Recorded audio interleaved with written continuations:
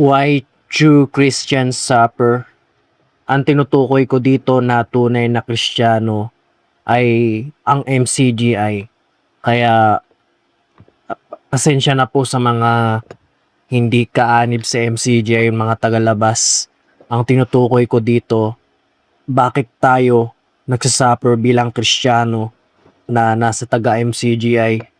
At sana mabuksan niyo inyong isip na ganun talaga kaming mga Kristiyano ay magsasuffer at kalooban nito ng Diyos para tayo ay maligtas at maging matibay ang ating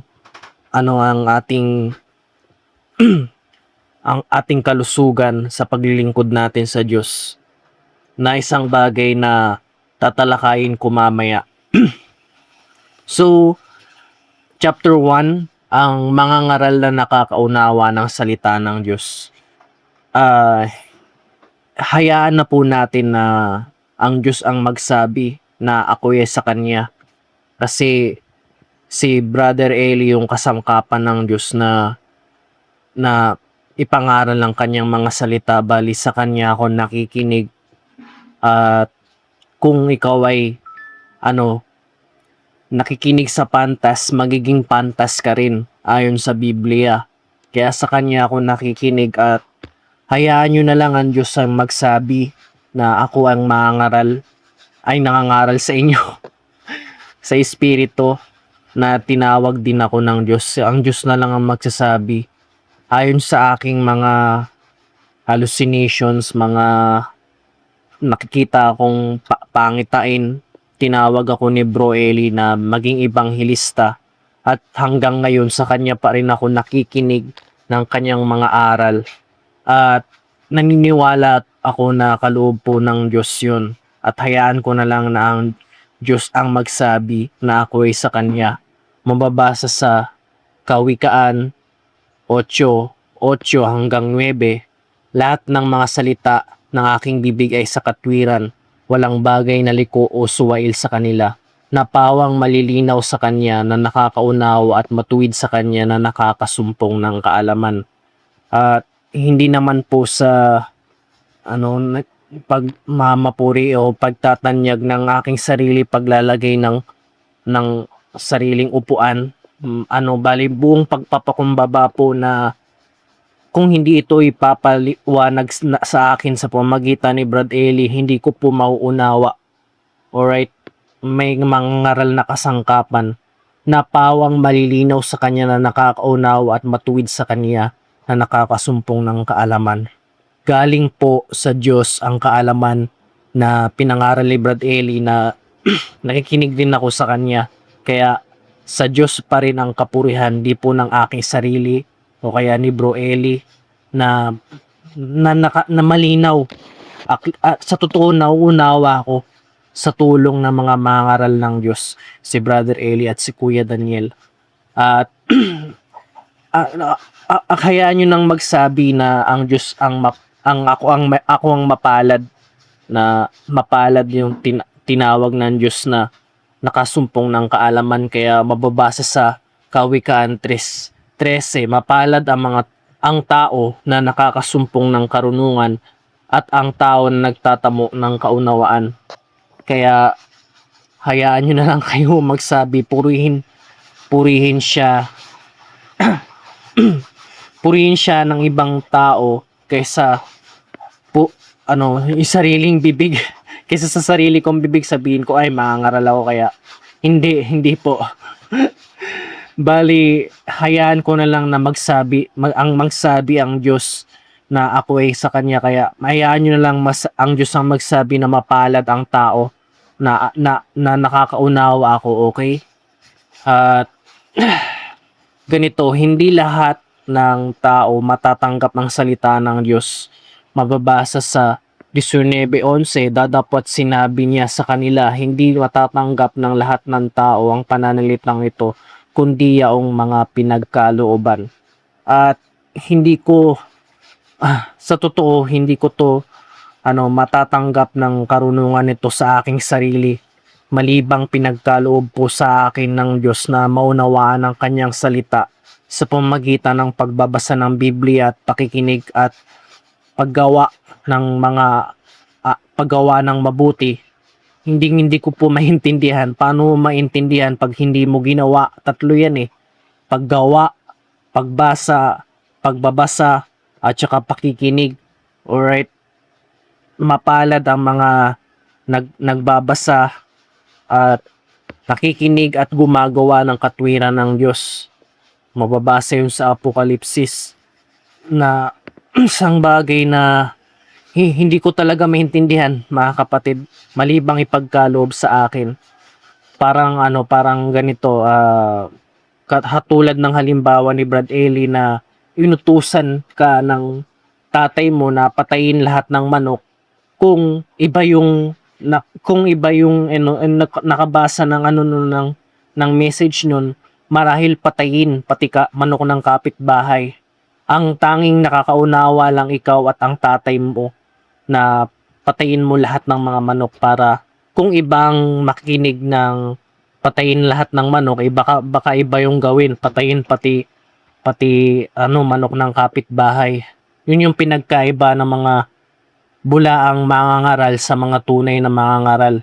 Ang mga tunay na mangangaral, alam nila kasi sa kanila pinagkaloob na makaunawa ng salita ng Diyos. At kayo na magsabi na ako'y sa Diyos na mangangaral, kasi ayokong sa akin buong pagpapakumbaba na hindi ko po inasahan na tawagin po ko ni Brad Ely na mangaral ng salita ng Diyos, okay?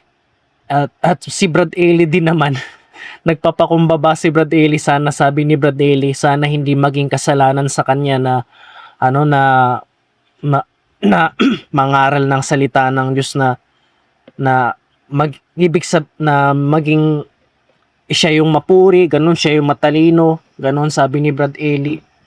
Kaya pinagkaloob sa kanya yung salita ng Diyos para kasi mahal ng Diyos ang bayan niya. Ang bayan niya sa MCG ay mahal ng Diyos. Kaya pinagkaloob kay Brad Ely na maunawaan ng salita para may pangaral sa lahat ng kapatid na mahal ng Diyos. Okay? At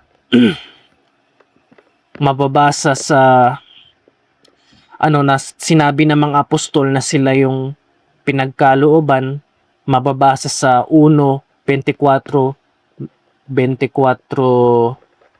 mababasa sa Kolosas 1:24 hanggang 26. Ngayon nagagalak ako ng mga hirap dahil sa inyo at aking punuan sa akin ng kakulungan ng mga hirap ni Kristo sa aking laman dahil sa kanyang katawan na siyang iglesia, na ako'y ginawang tagapangasiwa nito ayon sa pamamahala na mula sa Diyos na ibinigay sa akin para sa inyo upang maitupad ang salita ng Diyos, maging ang mahiwaga na nilihim sa lahat ng panahon ng lahi dadapwat ngayon pinapahayag sa kanyang mga banal. Yun nga, kagaya ni Brad Ely na na pinagkaloob sa kanya na mangaral sa MCG, ay ganun din si Kuya Daniel, kasi para yun sa mga kapatid na mga banal o na iglesia na katawan ni Kristo. Kaya pinaunawa sa kanila ang salita ng Diyos. At si Brad Ely ay nakikinig sa mga apostol. At sinulat ito ng mga apostol, itong Biblia na bagong tipan na sa Kolosas 24, at yung mga tinuro ng mga apostol ay galing kay Kristo, at yung mga salita ni Kristo ay galing sa Ama na nasa langit. Kaya hindi sila nangangaral ng kanilang sarili. Kaya ang problema, hindi lahat makakatanggap ng ganito na magkaloob ng maging na mangaral sa inyo. Okay? Hindi lahat matatanggap ng mga tao kahit hindi sila mangangaral na matanggap nila ng buo ang salita ng Diyos. Alright, sa Mateo 19:11, datapwat sinabi niya sa kanila, hindi matatanggap ng lahat ng mga tao ang pananalitang ito, kundi yaong mga pinagkalooban.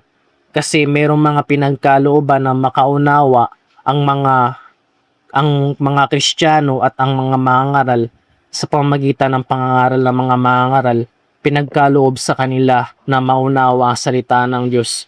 Hindi lahat ng tao matatanggap, alright? Yun kundi yaong mga pinagkalooban. Kasi kahit membro ka, kaloob din sa iyo ng makaunawa ng Diyos. Pwede ka ring magbasa ng Biblia hanggat may oras ka. Alright? At tanging tungkulin lamang yun ng mga ngaral na mangaral sa mga kapatiran. At bali kayo na po ang magsabi na ako'y sa Diyos. Ibig ko sabihin, ang Diyos na ang magsabi na ako'y sa Diyos at kayo na rin ang bahalang humatol sa sarili nyo na ako ay sa Diyos. Si Bro April lamang po ako, wala pong kabuluhan.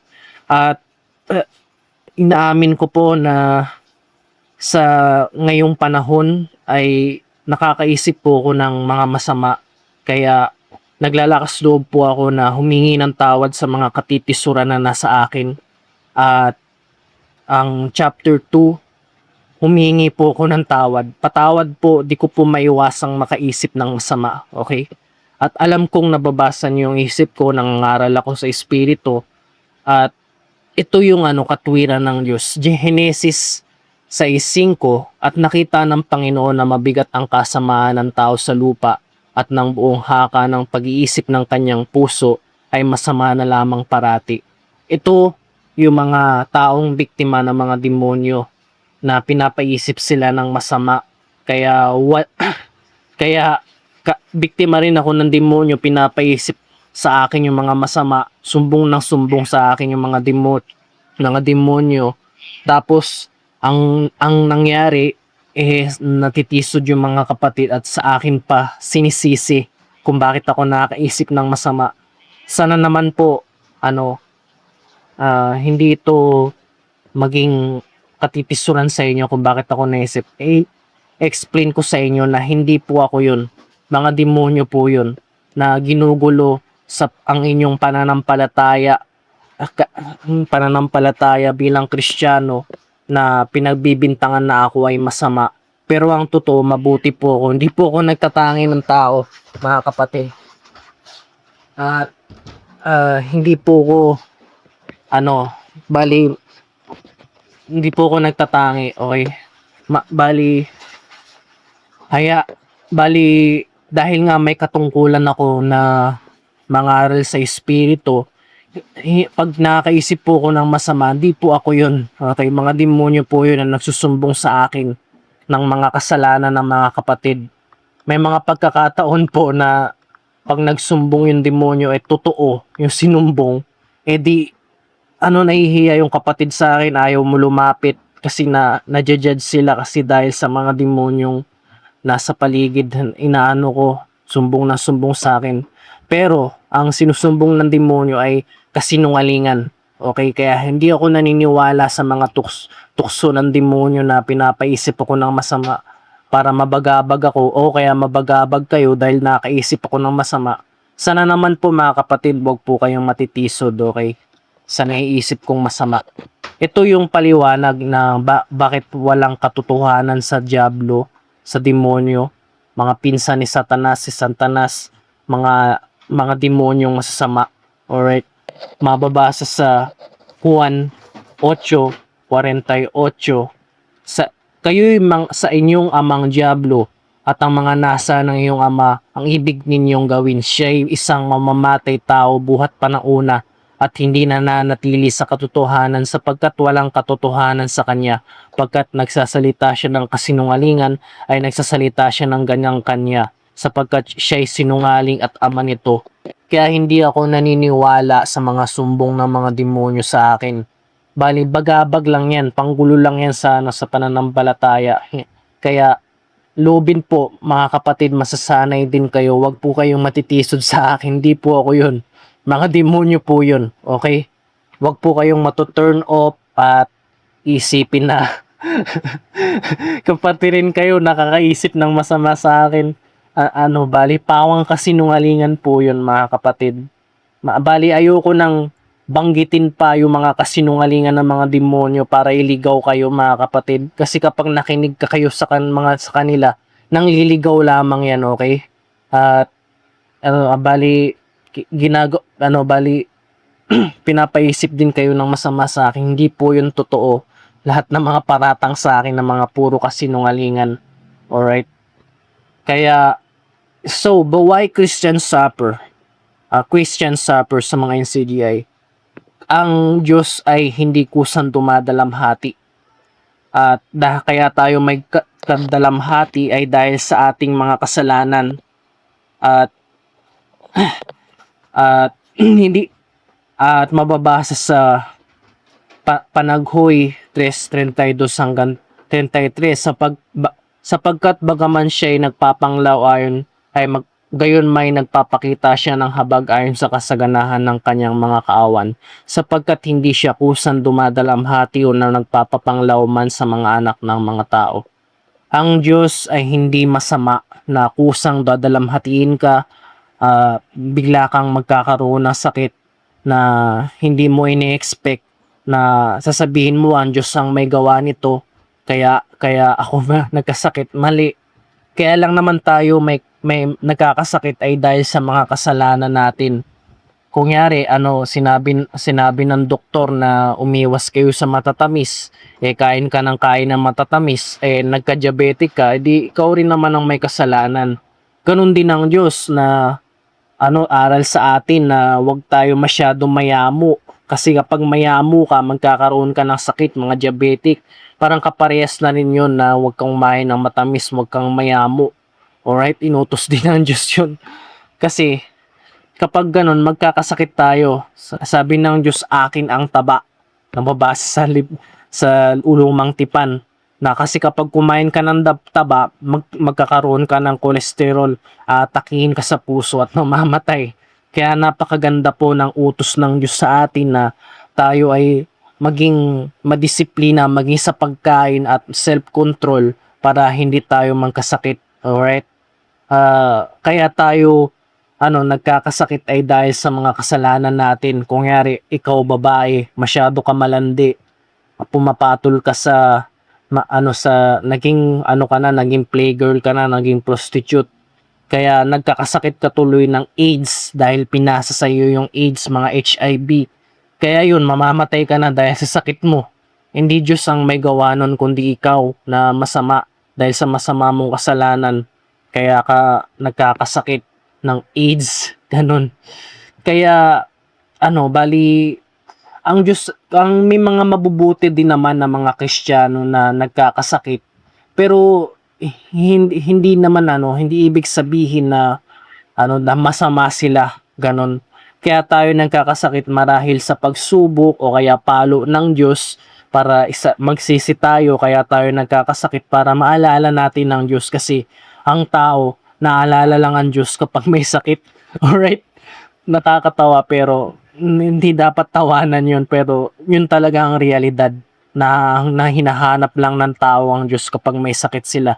Mababasa sa 2 Korinto 7:19 hanggang 10, ngayon nagagalak ako hindi dahil sa inyo pagkalumbay kundi dahil sa mga pagkalumbay na ikapagsisisi sapagkat tayo'y pinalumbay sa paraan ukol sa Diyos upang sa anuman ay huwag kayong magkaroon ng kalugihan dahil sa amin sapagkat ang kalumbayang mula sa Diyos ay gumagawa ng pagsisisi sa ikaliligtas ng hindi kalulungkot. Dadapwat ang kalumbayang iyon sa sanlibutan ay kamamatay. Kaya kalooban din ng Diyos na tayo ay minsan ay magkaroon ng pagkalumbayan, 'di ba? Na nalulungkot ka, hindi naman sa matagalan na panahon. Alright, saglit ka lang, kunyari namatay ang asawa mo, tumigil ka na sa kakaiyak kasi kapag nakaramdam tayo ng kalumbayan, nagpapataas naman ito ng ating immune system kasi hindi mo na mababalik yung nabubuhay pa kung kakaiyak ka ng kakaiyak, okay? paminsan-minsan nakakaramdam tayo ng kalumbayan para ikabuti ng ating katawan na sinabi naman pala sa Biblia na nagsisisi sa pagsisisi sa ikaliligtas na hinang hindi sa kalulungkot. Alright? Para matuto tayo sa anumang hamon ng buhay, tanggapin na natin ang katotohanan na lahat tayo mamamatay. Pagtanggap mo na, magtitibay ka. Magkakaroon ka ng immune system na matibay para makalaban mo yung mga hamon mo sa buhay. Alright? Ito yung science behind how stress affects immunity. Acute mild stress activates the fight for flight response via adrenaline and cortisol, mobilize immune cells into bloodstream, enhances readiness to fight infection. Makakalaban natin yung mga infection kapag mapinsan-minsan tayo ay may counting stress. Temporary improve vaccine response in wound healing. Kung may kaunti tayong stress, mag-heal yung anumang sakit, okay? Stress, brief stress before exam or presentation enhance immune to defenses. Alright, kapag lagi kang kabado na nagpe-present ka sa school, tapos dumating din yung nag-araw na nag-present ka ulit, mawawala na yung kaba kasi nasanay ka na magsalita sa harap ng mga tao. Alright, ang ito ang masama na maging chronic or long-term stress na pangmatagalan, kaya yun yung namumroblema na wag tayong iyak ng iyak as pag nawala yung mahal natin sa buhay kasi masama yun na palagi na lang tayong malungkot at nagkakaroon tayo ng sakit na ikamamatay at mangyayari sa chronic long-term stress, sustained cortisol release, suppresses immune activity, increases inflammation, and slow recovery from illness and injury. Kapag may sakit ka, tapos ikaw ay may depression, lumbay na lumbay ka, lalo kang magkakasakit dahil sa inflammation. Alright? Kaya dapat paminsan-minsan kapag may sakit ka, tumawa ka rin naman. Alright? Huwag ka nang iyak ng iyak kasi ikasasama mo yan. Alright? Increased risk of infection of autoimmune flare-up and poor medicine. Kaya huwag ka masyado stress, okay? It will lead to anxiety, and anxiety it will lead to depression. Alright?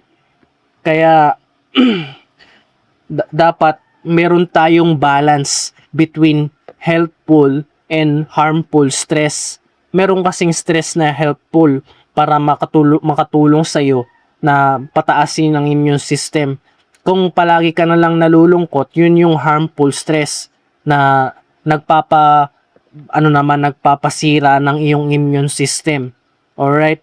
Kailangan paunting stress lang, okay? At mag-move on ka na kung nireject ka ng crush mo, namatay yung asawa mo, o kaya anumang problema mo sa buhay, mag-move on ka na kasi hindi mo na mababalik pa yung mga yung mga nangyari sa iyo, okay? Tanggapin na lang natin ang katotohanan na sa Diyos lahat ng bagay, sa Diyos ang pumapatayan, Diyos ang bumubuhay, at lahat tayo mamamatay, okay? Tatanggapin mo na ang katotohanan. Kaya kapag tanggap mo na ang katotohanan, mabilis ka na lang makamove on.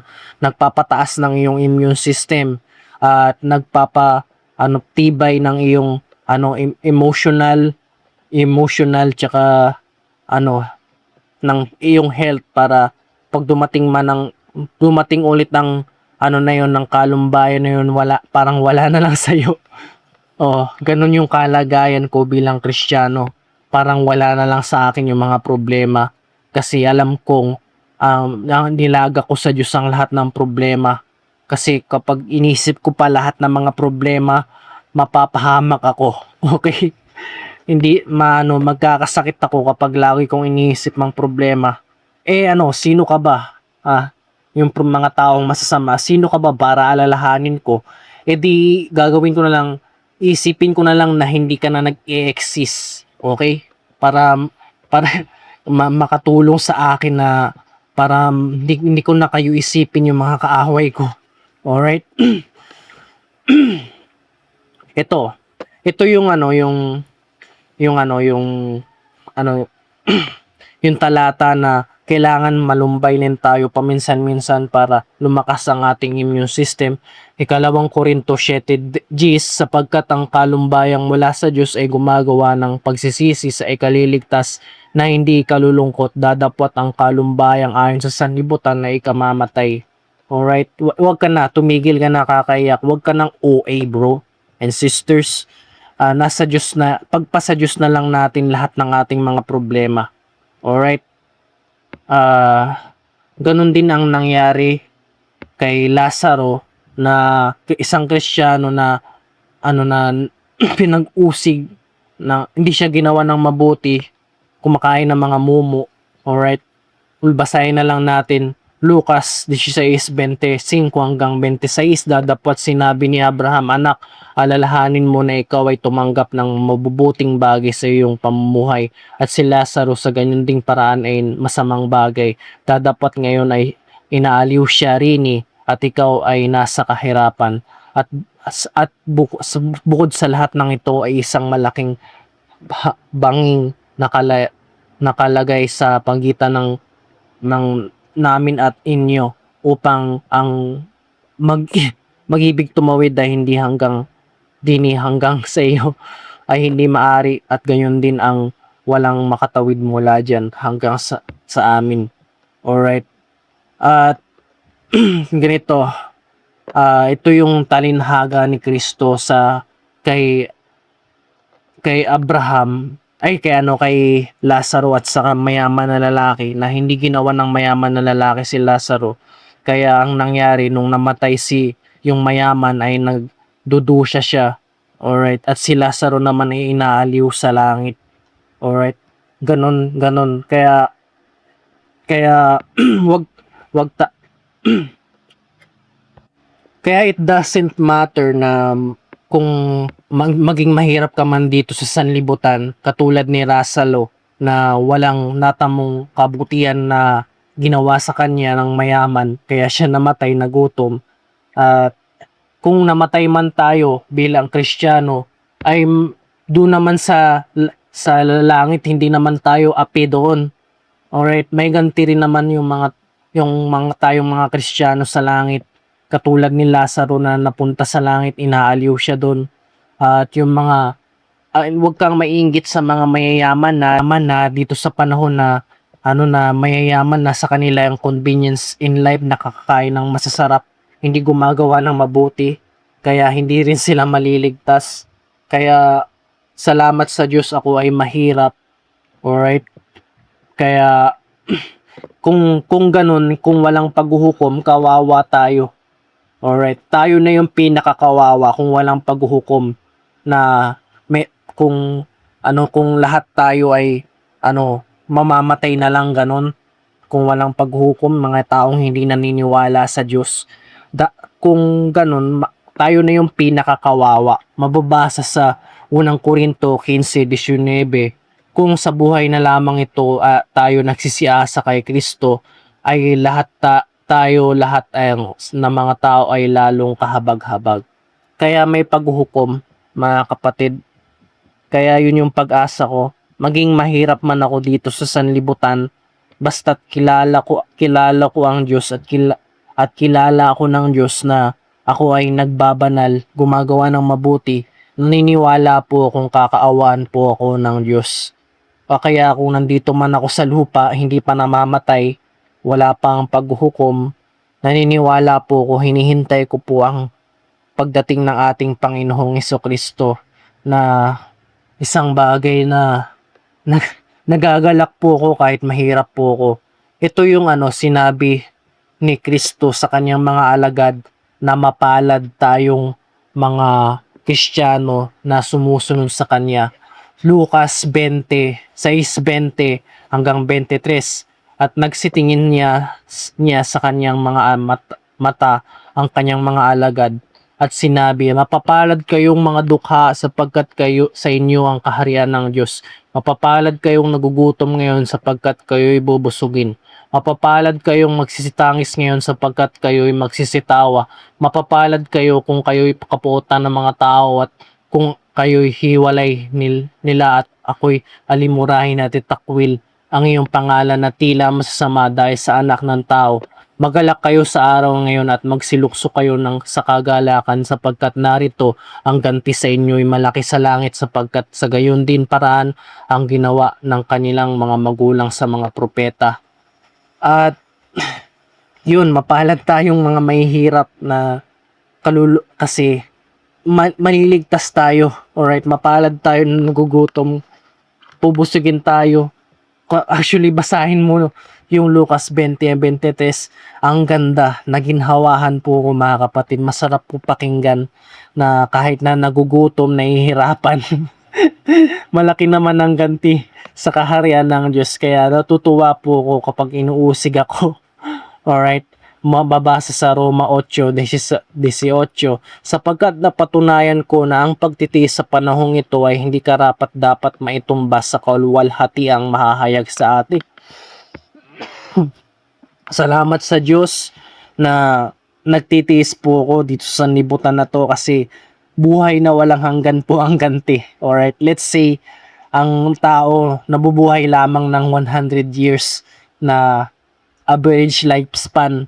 Alright, kung ikli lang nun na pagtitiis natin kaysa sa pagtitiis natin sa walang hanggan, walang hanggan versus 100 years. O ano, di ba kaunti na lang ang pagtitiis natin. Mabuti ka pa, wala ka pang bisyo, suga, wala ka pang alak, wala ka pang sakit dahil nagbabanal ka, mahaba pa buhay mo, 100 years, tapos maano ka pa, maliligtas ka pa, paraiso ka pa, 'di ba? Kaysa sa masama na inom ng alak hanggang 40 lang tapos impyerno pa, 'di ba? Kaya salamat sa Diyos ako ay mahirap. Kaya tapos nakilala ko ang salita ng Diyos, sumusunod sa kanya at magagaranti ko pa na ako ay mapupunta sa paraiso kasi nagsanay ako na mabuting budhi. Alright. Chapter 3. Ang mayaman at dukha ay parehas ginawa ng Diyos. Alright. Alright. Ang mayaman at mahirap, porkit may mahirap ay agrabyado na tayo mga Kristiyano, hindi. Bali kaya may mahirap at mayaman kasi kalooban ng Diyos yun. Mababasa sa Kawikaan 22:2, ang mayaman at dukha ay nagkakasulubong kapwa. Ang Panginoon ang may lalang sa kanilang lahat. Kaya ang kalooban ng Diyos na may mayaman at mahirap para magkaroon ng stable economy. Kailangan ng mahirap ang mayayaman at kailangan din ng mayaman ang mga mahihirap para magkaroon ng stable economy. At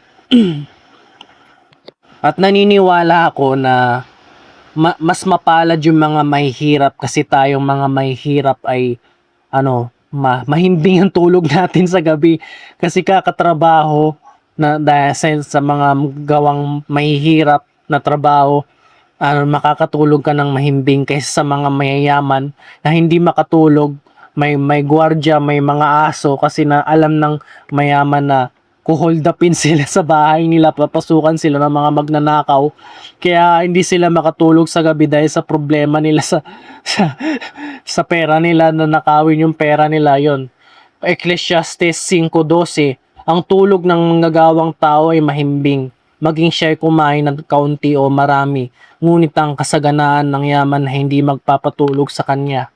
Kaya totoo talaga yung sinabi ng Diyos sa talatang ito na hindi nakatulog yung mayaman dahil sa kanyang salapi. Alright?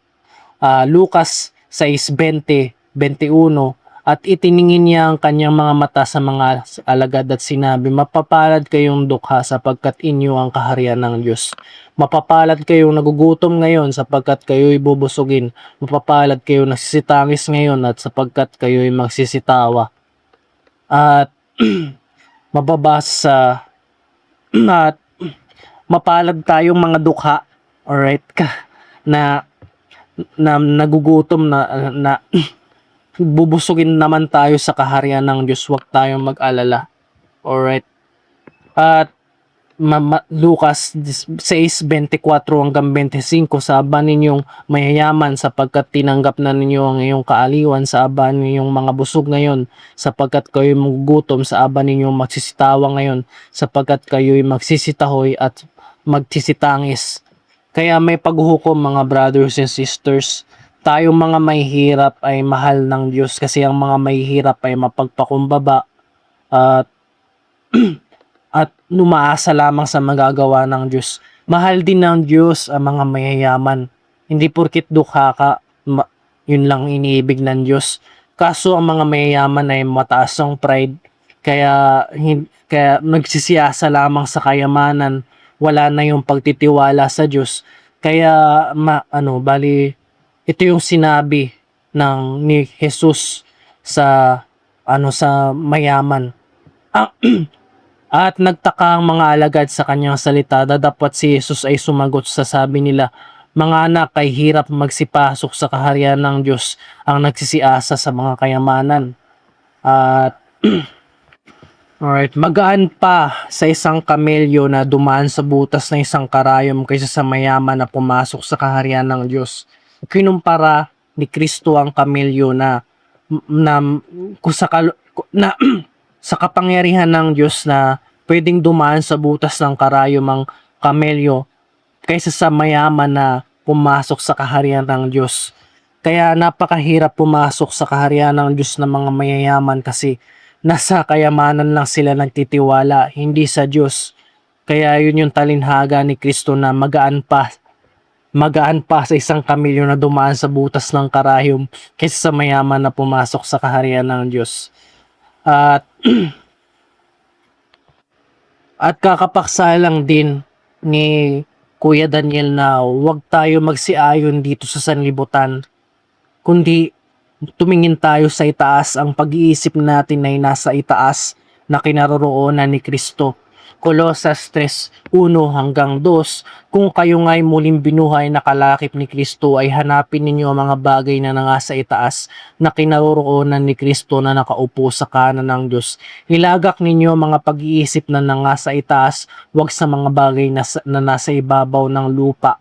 Kaya wag natin ilagak ang ating isip dito sa ibabaw ng lupa, mga kayamanan, babae, anumang kasamaan dito sa sanlibutan, mga pleasures of flesh. Kaya kung nasa langit tayo nakatingin, doon wala nang magnanakaw, wala nang mangangalunya, wala nang babaeng papasahin ka kaya ka laging depressed kagaya ko. Doon sa langit meron kapayapaan doon. Kaya ang pag-iisip natin ay nasa langit, kagaya ni Jesucristo na nasa langit. Kasi doon, wala nang paghihirap doon. Alright, lahat na tayo mayayaman doon sa kaharian ng Diyos. Pilipos 2:5-8, mangagkaroon kayo sa inyo ng pag-iisip na ito kay Kristo din naman, na siya bagamat nasaan yung Diyos ay hindi niya inaring isang bagay na narapat na pinagnaan ng pagkapantay niya sa Diyos, kundi bagkus hinubad niya ito, nag-anyong alipin, nakitulad sa mga tao, palibhasay nasumpungan sa anyong tao, siya ay nagpakababa sa kanya sarili at magmasunurin sa kamatayan, sa kamatayan sa krus. Kaya si Kristo, dahil ang kaisipan niya ay mababa, kasi dun sa langit ang kaisipan natin doon ay mababa din, kasi si Kristo ay nagpakumbaba at nagmasunurin sa Diyos hanggang sa kamatayan. Si Kristo ay mahirap kagaya natin, na karamdaman din ni Kristo ang magutom na uhaw, kaya maaawa siya sa atin. Kaya kaya bilang ang isip ni Kristo nasa langit, ganun din tayo mga Kristiyano, hindi na mga bagay dito sa lupa. Don't worry na ikaw ay maghirap dito sa lupa, malaki naman ang ganti dito sa langit. Kasi kahit mayaman ka man o mahirap, parehas din yun nagbabata. Alright? Wala tayong kabuluhan dito sa sanlibutan kasi lahat ng bagay dito ay lilipas. Lahat tayo mamamatay, maging mayaman ka man o mahirap. Kaya bakit ganun na ang Kristiyano ay nagsasuffer sa pagiging mahirap? Alright? Mababasa sa Santiago 2:16, ang isa sa inyo ay nagsabi sa kanila, magsiyaon kayong payapa, kayong magpainit at magpakabusog, at gayon may hindi binibigay sa kanila mga bagay na pangangailangan ng katawan. Anong mapapakinabang dito?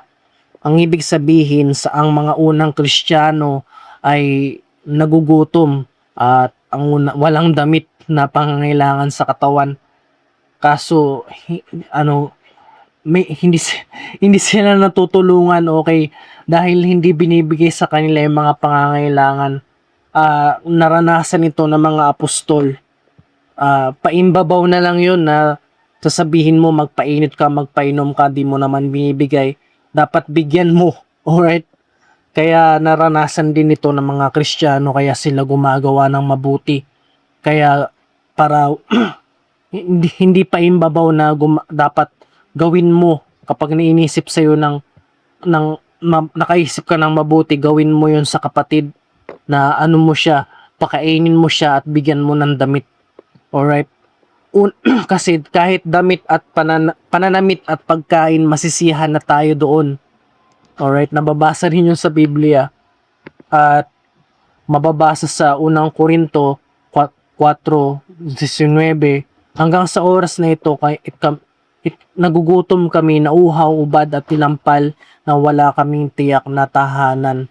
Kaya mga apostol noon ay nagsuffer din ng kahirapan. Alright, ganun din tayo mga Kristiyano na magsasuffer din tayo. At hindi lahat tayo ay mayayaman, kundi mahihirap yung mga tinawag. Unang Korinto 1:26 hanggang 28, sapagkat masdan ninyo ang sa inyo'y pagkatawag, mga kapatid, na hindi ang maraming marurunong ayon sa laman, hindi ang maraming may kapangyarihan, hindi ang maraming mahal na tao ang mga tinawag, kundi pinili ng Diyos ang mga nasa libutan upang hiyain niya ang mga marurunong, at pinili ng mga bagay na mahina sa sanlibutan upang hiyain niya ang mga bagay na malalakas, at binigay ang mga bagay na mababa sa sanlibutan at ang mga bagay na hinamak, at pinili ng Diyos, oo, ang mga bagay na walang halaga upang mawalang halaga ang mga bagay na mahalaga. Kaya tayong mahihirap, mapalad tayo kung nasa iglesia tayo. Hindi lahat ng tinawag mayayaman, kundi lahat tayo mahihirap. Kasi alam ng Diyos ang mahirap ay nagtitiwala sa Diyos, kasi nakadepende lang sila sa Diyos, hindi sila nakadepende sa kayamanan, di tulad ng mga mayayaman na nakadepende lang sa kanilang kayamanan. At ang mga Kristiyano na mga mahihirap ay nakatingin sa itaas. Alright? Na sa itaas, sa paraiso, na makakamtan natin ang buhay na walang hanggan. Kaya ang mga unang Kristiyano, katulad ng mga heroes of faith, mababasa sa 11:13 ng Hebreo, ayon sa pananampalataya ng mga matayang lahat ng ito na hindi kinanta ng pangako, ngunit kanilang nakita na matanaw mula sa malayo, at kanilang ipinahayag na sila'y pawang taga-ibang bayan at maglalakbay lamang dito sa lupa. Tayo, mga Kristiyano, ay maglalakbay lamang dito sa lupa. Hindi tayo taga dito sa lupa, kundi taga-ibang bayan tayo, mamamayan na nasa langit tayo nakatingin, at napangako ng Diyos na buhay na walang hanggan. Loobin po, mga kapatid, sana makasama ako doon. Makikita ko na rin si Brother Eli doon, Kuya Daniel, kung lahat tayo maging dapat kasama ng mga Kristiyano na nagpapakababa, mapagpakumbaba. Loobin po, mga kapatid, kahit hindi ko kayo kilala, kita-kita po tayo sa paraiso. Alright?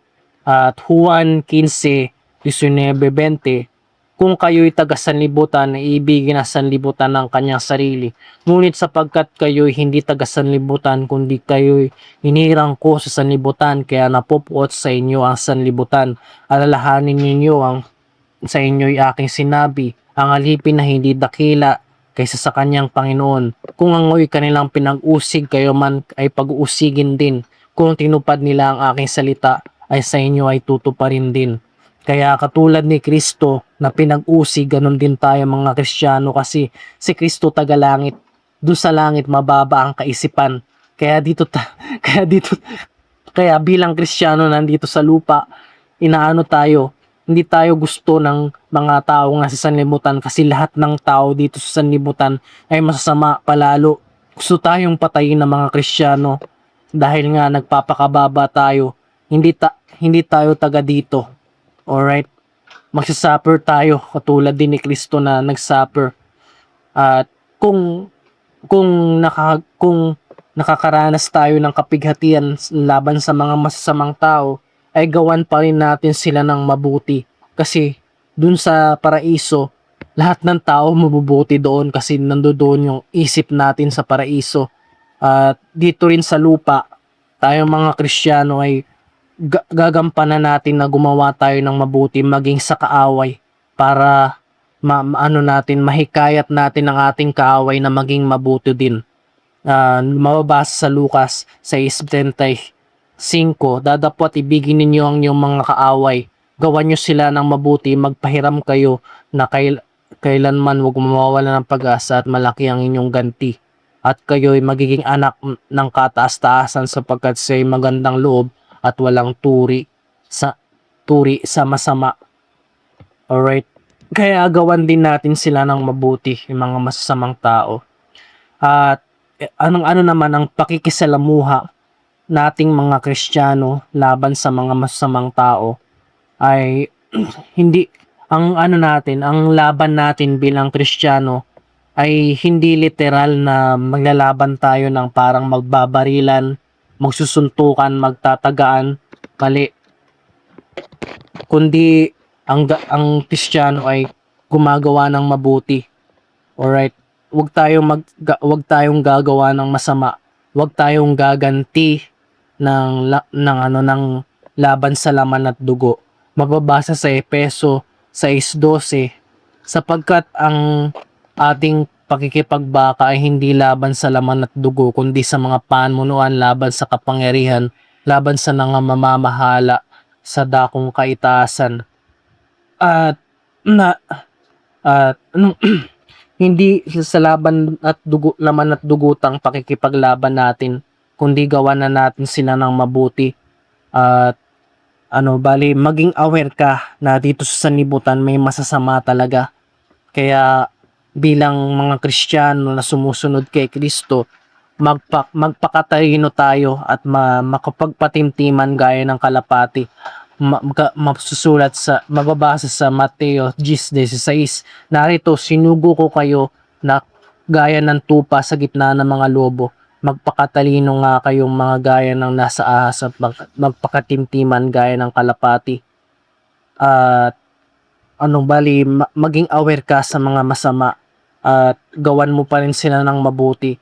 At syempre, kung ginagawan ka ng masama, dapat magpakatalino ka na kung ginagawan ka ng masama, huwag ka magpapaagrabyado, kundi labanan mo sila ng may karapatan at mapagpakumbabang loob. Okay? Huwag kang mag-alala, kung sinampal ka, ibigay mo yung kaliwa mong pisngi para maano sila magsisi. Para sila mag-guilt na itong taong ito ginagawan ako ng mabuti in spite na ginagawan ko siya ng masama. Kung ano kayang relihiyon ng taong ito, pala, taga MCJ pala to, kaya mabait na tao. Tas bigla mo na lang siyang mahikayat yung mga kaaway mo. 'Di ba? 'Di ba napakaganda ng katwiran ng Diyos? 'Di ba? Walang dungis, walang liko. Mababasa sa Pilipos 2:15 hanggang 16, sapagkat kayo'y walang sala, walang malay, mga anak ng Diyos na walang dungis sa gitna ng lahing liko at masama, na nasa gitna nila'y lumiliwanag tulad ng ilaw ng sanlibutan na nagpapahayag ng salita ng kabuhayan upang ipagmapuri ako sa kaarawan ni Kristo na hindi ako tumakbo ng walang kabuluhan, nagpagalma ng walang kabuluhan. Kaya bali, hindi po walang kabuluhan ang paggawa ng mabuti. Yun yung pakikipagbaka natin dito sa sanlibutan. Gagawan natin ng mabuti pati ang ating mga kaaway. Ibigin natin sila, papalalangin na natin sila, para papalalangin pa natin sila. 'Di ba? Napakaganda ng utos ng Diyos. Kaya ganun. Kaya Ito, may hikayat natin ng ating mga kaaway sa pamamagitan ng paggawa ng mabuti. Mababasa sa Santiago 5:20. Alamin na nito na mga nagpapalikloob ng isang makasalanan mula sa kamalian ng lakad niya ay maliligtas ang isang kaluluwa sa kamatayan na nagtatakip ng karamihang kasalanan. 'Di ba? Kapag naakay mo yung iyong mga kaaway, yung mga taong masasama, bali, ano, nagkakatuwa sa langit, okay? Kaya, kaya maliligtas din natin yung mga ating mga kaaway para tayo mga superhero, tayo mga Kristiyano, ginagawa natin sila ng mabuti in spite na ginagawan tayo ng masama para magsisi sila. Kaya salamat sa Diyos na unawa ko yung salitang ito.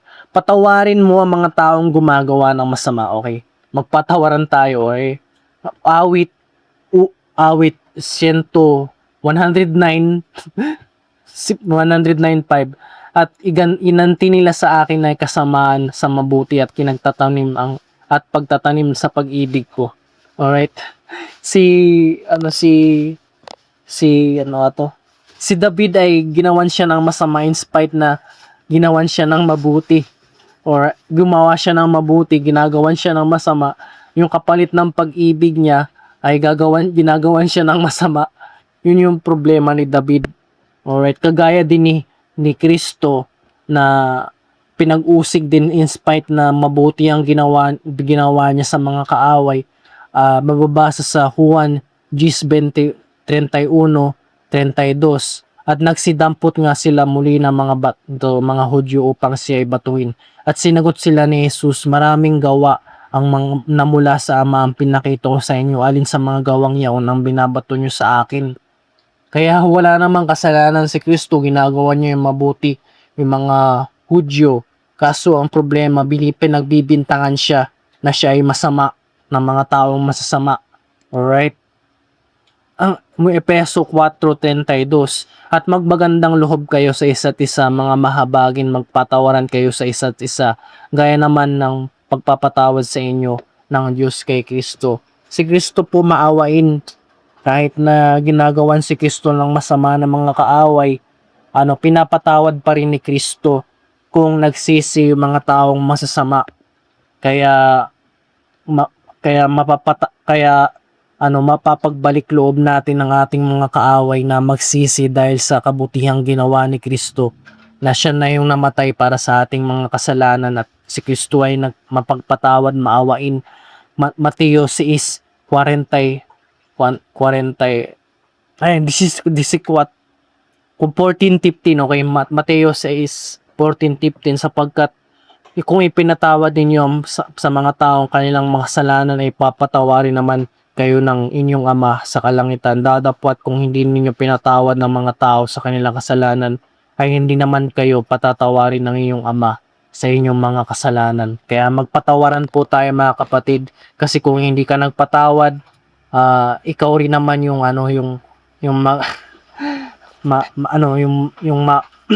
mapapahamak. Kaya magpatawad kayo, mga kapatid, gaya naman ng ating Ama na nasa langit. Hebreo 8:12, sapagkat kayo ay maging mahabagin sa kanilang kalikuan na kanilang kasalanan na hindi ko naalalahanin pa. Kung ang Diyos ay mapagpatawad, ay hindi na inaalala ng Diyos yung mga kasalanan mo. Kahit may perfect memory pa ang Diyos, pwede naman maalala ng Diyos yung mga kasalanan mo, pero pag nagpatawad yung Diyos sa'yo, hindi na aalalahanin ng Diyos yung ang iyong mga kasalanan. Ganun din tayo, mga Kristiyano, dapat hindi na natin inaalaala yung mga kasalanan ng mga kapatid sa atin. Kasi kung aalalahanin natin, syempre magagalit tayo, di ba? Hindi mo makakalimutan. Kaya utos sa atin magkapatawaran, mga kapatid, kung nagawan man tayo ng masama na mga tao. Ito, masama ang palagi kang galit. How anger affects the body. Alright, masama sa ating kalusugan ang lagi tayong galit. Alright. Masama sa ating mental health, at sa puso, sa digestive system, at sa ating balat, at sa ating pagtulog. Hindi tayo makatulog sa gabi kapag hindi tayo nagpapatawad. May sakit tayong depression kapag hindi tayo nagpapatawad. Mayroon tayong acne dahil sa stress hormones, napapakita sa skin kung di ka nagpapatawad. Kung nagpapatawad ka, magiging pogi ka, magiging mabuti ang iyong mental health at makakatulog ka ng mahimbing. Alright? Yun yung yung science behind kung bakit tayo mapagpatawad. Kung magpapatawad tayo, nakakabuti sa ating kalusugan. So hanggang dito na lang mga brothers and sisters. At ang painting na pala na nakalimutan ko na hindi ko na-explain ay yung tupa na kinain ng mga lobo. Pas nagre-represent sa ating mga Kristiyano na dito sa sanlibutan pag-uusigin tayo, papatayin tayo ng mga kaaway pero hindi naman tayo mamamatay kundi pag namatay tayo, magkakaroon pa tayo ng buhay na walang hanggan sa paraiso. Isang bagay na inaabangan ko sa pagdating ng ating Panginoong Kristo. Hinihintay ko po siya. Loobin po mga kapatid, maging dapat po tayo. Patawarin niyo po ako sa aking mga kasalanan sa pag-iisip ko ng masama. Okay. Gawa lang po ng mga demonyo, kahinaan ng laman. At salamat po sa Diyos na pagpapaisip ng ganitong content. More videos to come, one at a time, it God willing. So look max to your potential. It's not over until you win your crush. And see you in the next video. You're beautiful in the inside and the outside.